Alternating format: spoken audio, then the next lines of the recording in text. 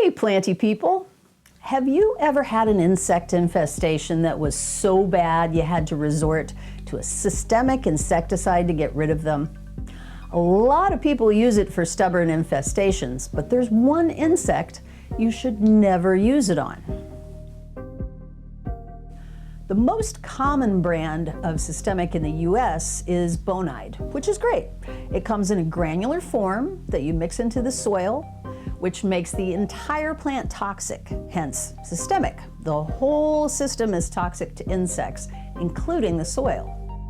The insecticide in systemic granules is imidacloprid, a neonicotinoid insecticide. If the word neonicotinoids rings a bell, it's because they're used a lot in industrial farming, and it's been killing off bees, butterflies, and even earthworms for decades.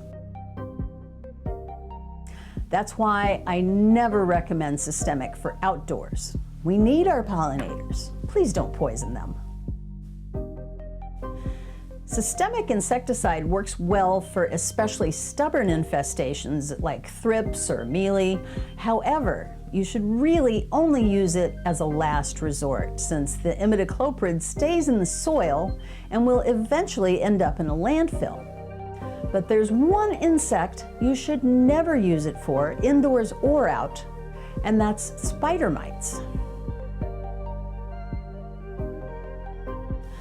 According to a study done by the National Institutes of Health, imidacloprid actually increases the reproduction rate of spider mites.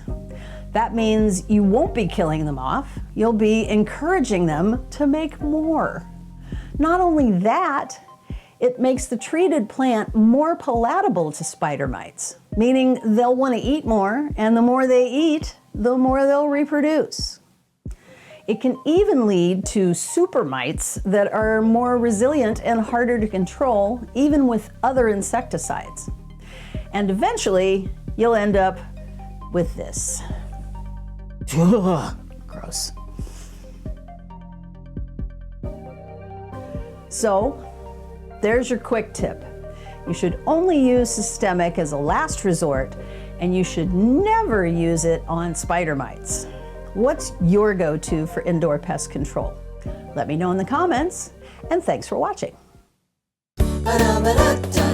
Quick tips.